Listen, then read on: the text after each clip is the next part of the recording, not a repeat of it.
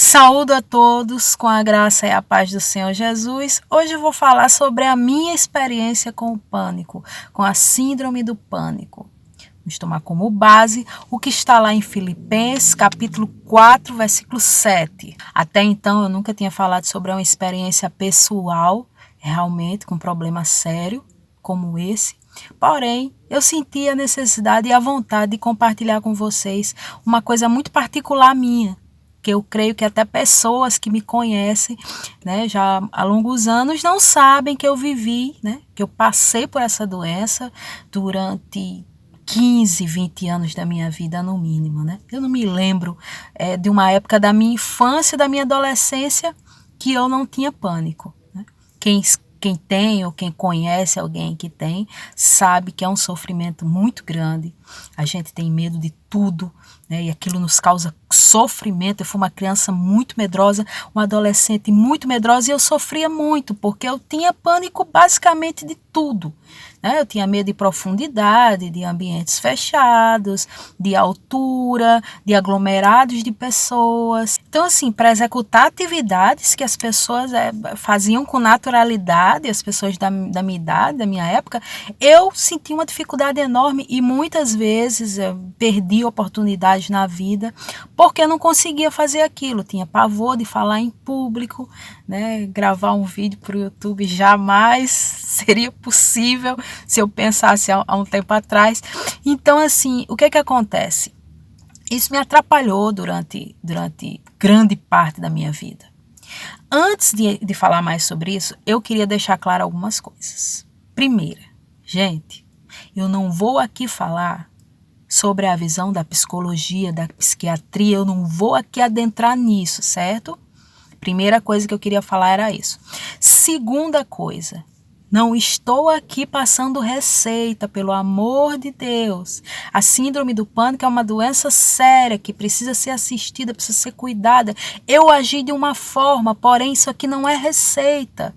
Eu não vou ser aqui responsável de dizer, você vai fazer isso e vai dar certo. Não, gente, foi uma experiência pessoal minha. Com você pode ser diferente. Eu quero deixar bem claro isso. Até quando se refere a testemunho, a gente não pode tentar encorajar pessoas a agirem da mesma forma que nós agimos e dizer que elas vão obter o mesmo resultado, porque não é assim que funcionam as coisas. Jesus, ele operou milagres de diferentes formas.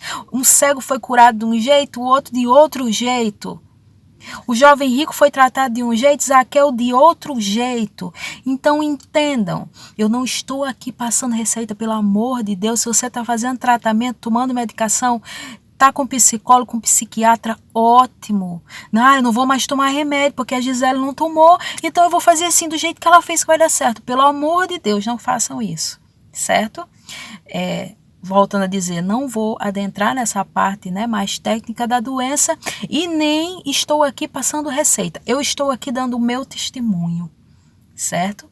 Algo que aconteceu comigo, uma coisa bem pessoal que eu não costumo fazer, mas hoje eu vou fazer.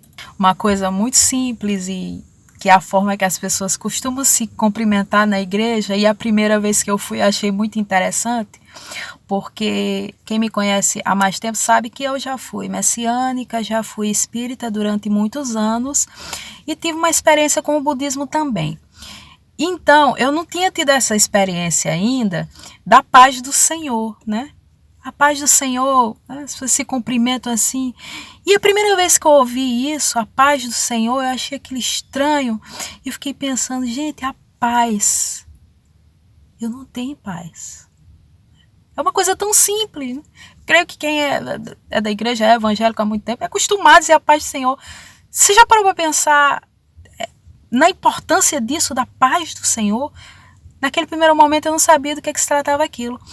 Então, a única coisa que eu não tinha era paz, gente. Eu tinha amigos, eu tinha pessoas que gostavam de mim, eu tinha uma relação boa com a minha família, tenho com a minha mãe até hoje, né? A gente se dá muito bem. Não tinha esse negócio de inferno em casa, briga em casa, estresse. Não tinha isso, não. Muito tranquilo, né? Meus avós, eu tinha convivência ótima com eles. Então, assim, não tinha aquela agonia, aquele estresse que muitas pessoas vivem em casa, né? Eu nunca vivi, para ser sincero.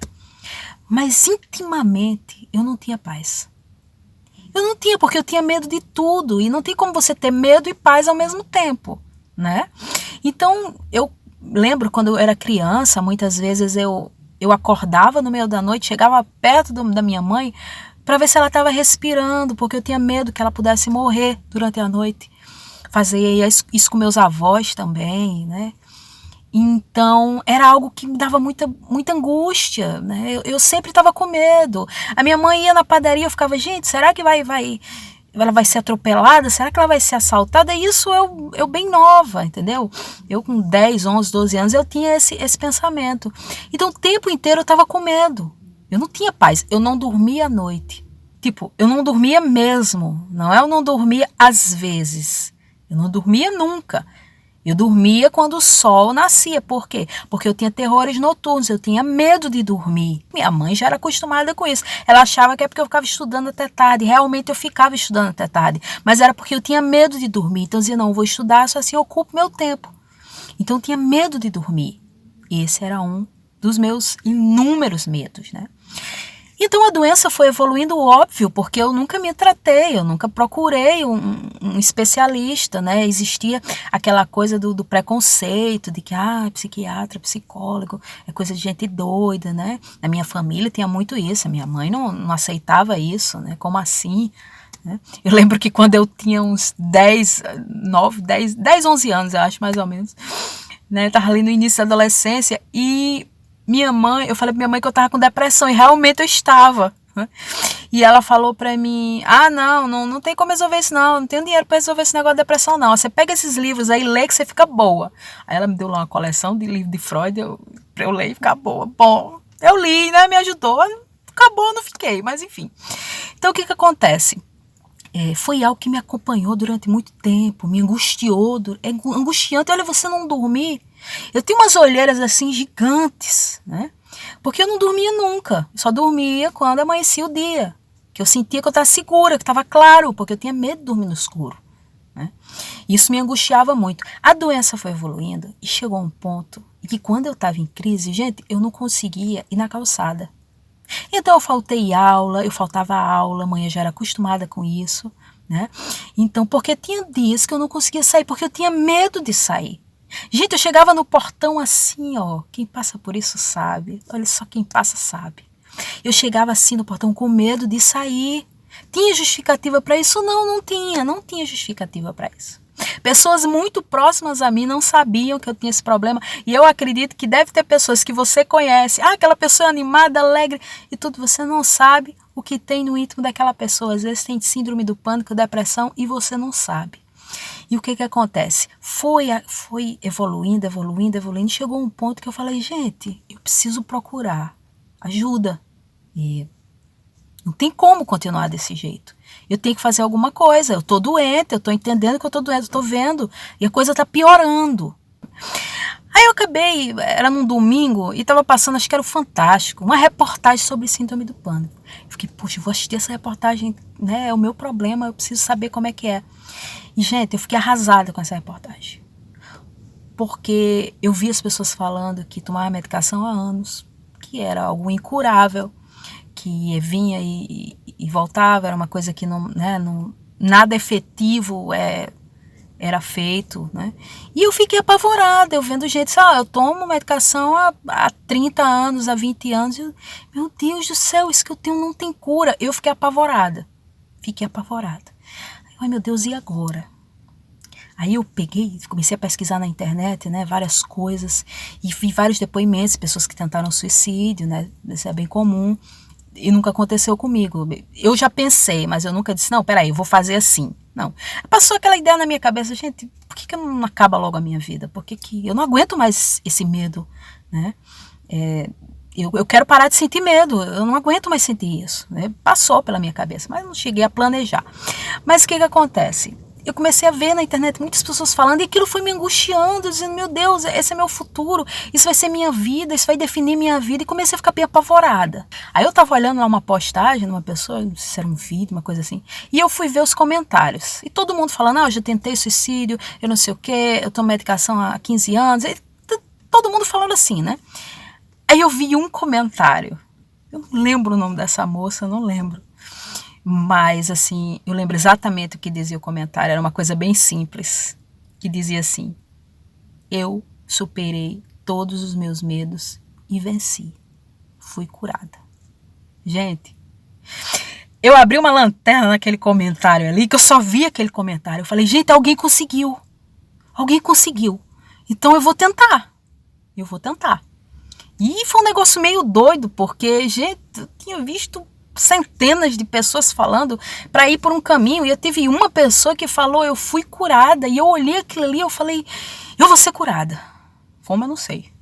Parece que quando você bota uma coisa na cabeça, decide uma coisa, parece que começa tudo a conspirar a favor daquilo, né? Não sei. Comigo aconteceu assim.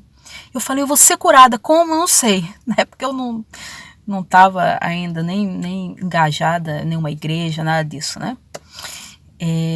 Quem cura é Jesus, não é nenhuma igreja, nem um pastor, nem um padre, nem um líder espiritual, né? Mas eu entendi que ali eu precisava ser curada. E entendi que ia acontecer que eu ia ser curada. Aconteceu que eu fui conversar com uma pessoa, falei, poxa, eu não durmo e tal. Eu me abri para essa pessoa. Uma coisa que eu não costumava fazer, me abrir para essa pessoa. Eu tô sem dormir e tal, há muitos anos, isso me angustia, eu tenho medo à noite. Aí essa pessoa chegou para mim e falou assim, por que você não leu o Salmo 91? Eu falei, aquele da Bíblia, eu não leio Bíblia não, gente, eu não sou de negócio de igreja não leio Bíblia não. A pessoa falou, mas dá uma olhada, lê o Salmo 91, custa alguma coisa? Você não tem nada a perder? Eu pensei, gente, eu não tenho nada a perder. Que diferença é fazer salmo? Nada, mas eu vou ler o salmo. Gente, volto a dizer, não estou dando receita, não vai encerrar não vou tomar medicação, vou ler o Salmo 91 e vai ler tudo certo. Pelo amor de Deus, não façam isso, tá? Porém, eu peguei a Bíblia, uma Bíblia velha que tem lá em casa, né? Toda casa tem Bíblia, até quem não é cristão tem a Bíblia da avó, tem Bíblia de alguém, né? Aí eu peguei uma Bíblia velha lá, abri no Salmo 91, gente, quando eu comecei a ler o Salmo, primeiro que eu tive uma crise de pânico ali. Aí eu falei, gente, pelo amor de Deus, agora eu tô com pânico de livro? Não, né? Eu gosto muito de ler. Enfim, por que eu tô sentindo isso? E ali eu tive realmente comecei falta de ar, né, aceleração do coração, aqueles sintomas que quem passa, quem vive ou conhece alguém que vive, sabe como é que é. Aí eu parei, no dia seguinte li novamente, parei num determinado ponto, não conseguia ler todo e eu começava a ficar em pânico. E eu acho que uns 3, 4, 5 dias eu consegui ler ele todo. Gente, foi a primeira noite de sono que eu dormi durante acho que 15, 20 anos eu não dormia. Aquela foi a primeira. Eu terminei de ler, me deu uma sonolência. Ali eu dormi, acordei 10 horas da manhã. Gente, eu não sei se você vive isso ou conhece alguém que vive. Olha, para quem não dorme, essa sensação. Olha, quando eu acordei, eu falei, gente, eu dormi a noite inteira, eu não tô acreditando. E deixa eu dizer uma coisa para vocês. Fazem 10 anos que eu durmo. Mas eu durmo tanto que meu marido, às vezes, diz, não é possível, aconteceram várias coisas e você não acorda, você dorme com uma pedra. Nada, tem barulho, não tem nada que me acorde. Eu durmo em paz. Tem explicação para isso? Tem, mas eu não vou entrar no mérito, não. Eu só queria lhe dizer que aconteceu comigo. Eu tô aqui apenas para dizer que aconteceu comigo. Eu não tô querendo dizer nada para você fazer, não. Assim como aquela menina botou uma mensagem ali. Aconteceu comigo. Eu tô dizendo hoje aqui. Aconteceu comigo. Gente, eu tinha pânico de dirigir. Dirijo para todo canto. Aquele caos ali do Alecrim, no centro da cidade, dirijo para todo canto. Pânico de falar em público. Fiz palestra. Tô aqui falando no vídeo. Pânico de elevador. Tenho ainda receio, sim. Eu não vou mentir que se for um lugarzinho, 2 andares assim, eu ainda subo 3. A partir de 3 eu entro no elevador. É uma maravilha? Ai, que maravilha, eu tô aqui no elevador, acho que eu vou e volto várias vezes. Não, né, gente? Não é algo que eu gosto, mas eu faço. Se eu precisar, eu faço. A coisa mais importante para mim que aconteceu foi que eu, se precisar, faço. Gosto de altura? Não, amanhã não vou saltar de paraquedas. Poxa, vou me aventurar, vou lá no Insano do Beach Park. Não, gente, não. Não sou fã de altura, não. Mas se precisar, eu passo. Então, esse se precisar, eu passo, gente, foi uma superação que não tinha como. Olha, nesses 10 anos, nunca mais eu tive uma crise de pânico. Os meus medos, alguns foram embora totalmente. Outros, eu trabalho com eles. Eu negocio com eles e consigo realizar quando eu preciso as coisas. Gente, Deus me curou. Foi ali naquele momento em que uma pessoa que não dormia há muitos anos dormiu pela primeira vez. Então, o que é que eu queria dizer hoje para vocês? A paz de Deus, que hoje eu tenho o prazer de dizer a paz do Senhor, tendo ela no meu coração, é uma paz que excede todo entendimento. Todo entendimento. Eu achava que eu entendia de alguma coisa, gente. Sempre gostei de estudar, gostei de achar que eu sabia das coisas, né? Que eu podia manipular as coisas na minha vida para acontecer de uma forma ou de outra, que eu entendia as possibilidades que existiam para que as coisas acontecessem. Gente, é uma paz que excede todo entendimento. Uma coisa que acontece comigo frequentemente, pessoas que me encontram depois de muitos anos, enfim. Fala, Gil, não acredito, você é evangélica hoje, eu tô acreditando nisso. Já chegaram até a dizer assim, mas você é uma menina tão inteligente, como assim? E eu pensando, gente, é uma paz que excede todo entendimento. Não adianta você achar que você sabe das coisas, que você tal. Se você vive amargo, estressado, se você não vive em paz, meu amigo, não adianta. Eu já participei de doutrinas totalmente coerentes, que inclusive tenho muita gratidão das coisas que aprendi lá, entendeu? Pessoas que eu gosto demais e respeito, porque eu respeito toda a religião, respeito qualquer pessoa que tem sua crença, que vive bem, que está em paz. Ok, a minha crença é baseada naquilo que funcionou comigo. Pode não funcionar com outra pessoa, porém, gente, eu já tive total coerência do que era Deus, o que era a vida, o que era tudo. Porém, eu não tinha paz. Eu não quero saber de coerência, eu quero saber de efetividade na minha vida. E Jesus foi um divisor de águas. Porque é uma paz que excede todo entendimento, só sabe quem vive. Não adianta você tentar pegar um livro e tentar entender Jesus se você não tiver uma experiência pessoal com ele. Então, a partir daquele momento em que eu vi o poder da palavra de Deus na minha vida, na minha experiência ali com aquela dificuldade de dormir, que ali eu dormi, aí eu fui realmente tentar conhecer Jesus. Aí foi na época que eu comecei a frequentar a igreja, basicamente para aprender sobre a palavra de Deus, para entender quem era Jesus. Aí eu percebi que, gente, não tem como você viver em paz quando você não entende quem é que lhe guarda e quem é que cuida de você. Imagina a mulher casada, poxa, se eu não estiver em cima do meu marido, ele vai me deixar, eu tenho que estar controlando ele. Aí, se eu tiver um filho, se eu não estiver ali em cima, ele pode morrer, ele pode ficar doente, ele pode ir para o mau caminho, eu tenho que estar em cima do meu filho toda hora, né? Então, como é angustiante, apavorante você viver achando que é você que faz as coisas, entendeu? Que você é o responsável por tudo. Gente, óbvio, temos nossa responsabilidade sobre as coisas. Porém, quando nós entendemos que é Deus que nos guarda, é Deus que guarda seu marido, seu filho, sua família, sua casa, sua vida, seu carro, suas coisas, é Deus que guarda, é aí que você tem a paz. Aí eu comecei a dormir porque eu entendia que era Deus que guardava a minha mãe. Era Deus que guardava meus avós e guarda até hoje onde eles estão. Então o que acontece? Quando eu comecei a entender que não era eu, era Deus que tinha o controle de todas as coisas, aí eu descansei, aí eu fiquei em paz. Aí hoje eu vivo em paz, não é só uma aparência de paz não, porque a aparência de paz eu sempre tive. Quem me conhece há muitos anos sabe que eu não sou conhecida como uma pessoa estressada, uma pessoa violenta, uma pessoa agressiva, né? Uma pessoa ansiosa, não. Eu tinha uma aparência de paz, mas eu não tinha uma vida de paz. Eu não tinha intimidade. E olha que eu tinha motivos para isso. Não adianta se achar que, porque a pessoa está passando por isso. Vivi bem e tal, está com depressão. Por quê? Tem pai, tem mãe, tem família. Por quê? Isso é ignorância, gente. Essas coisas não dependem do que está ao seu redor. Eu vivi uma vida excelente com a minha mãe tranquila. No entanto, tinha esse problema, tive esse problema. Porque você não foi, teve problema, não foi amada e tal. Não, vivia ao redor de pessoas que me amavam muito. Entendeu? E tem que parar com essa ignorância.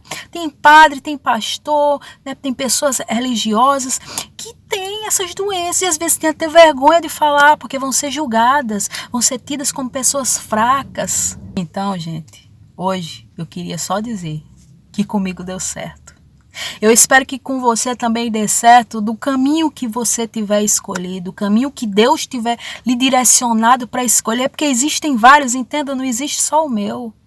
Não sinta vergonha se você toma medicação, se você faz tratamento, que maravilha. Psicólogos, psiquiatras também são usados por Deus. Cada um tem um caminho. Deus, ele age de forma diferente, com diferentes pessoas. Comigo foi assim. E eu queria aqui dizer para alguém, porque eu tenho certeza que eu estou me comunicando com alguém. Assim como aquele comentário se comunicou comigo, hoje eu sei que eu vou me comunicar com alguém. E eu queria dizer que comigo deu certo. Jamais você vai entrar na presença de Deus, de Jesus, e permanecer igual. Jamais você vai permanecer igual. Isso eu lhe digo com certeza. É um alívio, gente. E é uma paz que excede todo entendimento. Porque aquele que habita no esconderijo do Altíssimo, à sombra do Onipotente, descansará. Fiquem todos na graça e paz do Senhor e tenham uma boa semana.